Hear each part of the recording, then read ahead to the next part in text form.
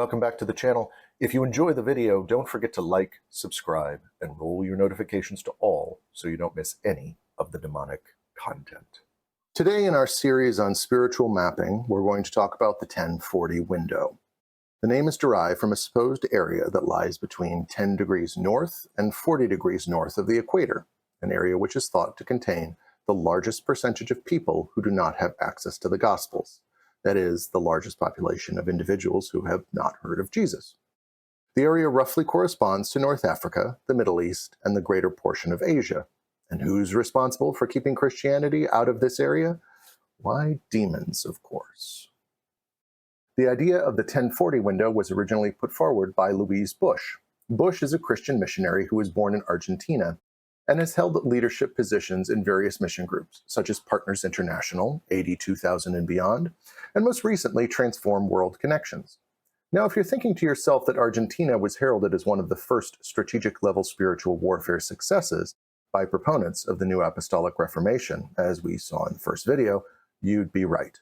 Bush did indeed go to Fuller Seminary for his PhD, where he came to work with C. Peter Wagner, one of the founders of the New Apostolic Reformation. As such, we might anticipate that his productions are going to be demonically oriented. He doesn't disappoint. Some of the earliest references to the 1040 window have a distinct demonic context. For instance, in Louise Bush's The 1040 Window, Getting to the Core of the Core, we read that there are 7 fundamental reasons that the 1040 window is important, including the area's historical and biblical significance, the presence of 3 competing religious blocs, and the significant poverty experienced by the area. Yet it is the 7th, a numerologically important position, that occupies the majority of Bush's attention. As he writes, reason number 7 for focusing on the 1040 window is that it includes numerous strongholds of Satan. Once more, this language of strongholds is an idea in spiritual mapping, the notion that certain demonic presences can be tied to a particular geographic area. He further encourages his readers to remember that, quote, we have been granted power to intervene. The Apostle Paul declares, for though we live in the world, we do not wage war as the world does. The weapons we fight with are not weapons of the world. On the contrary, they have divine power to demolish strongholds. Although Satan has established a powerful stronghold in the 1040 window, we must not concede one parcel of land nor one person.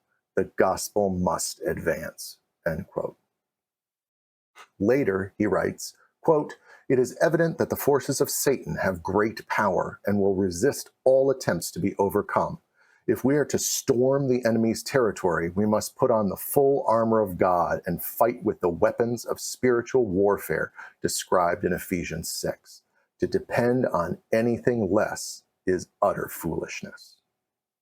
Moreover, Bush partially credits George Otis Jr. with some of the ideas behind the 1040 window, largely in his work, The Last of the Giants, Lifting the Veil on Islam in the End Times, in which Otis writes, quote, on this new map of the world, the 3 spiritual superpowers we have examined, Hinduism, materialism, and Islam, are not entities in themselves. They are rather the means by which an extensive hierarchy of powerful demonic authorities control billions of people, end quote. Today, many of the websites that hawk the 1040 window as a concept don't go out of their way to mention the demonic origins of the idea.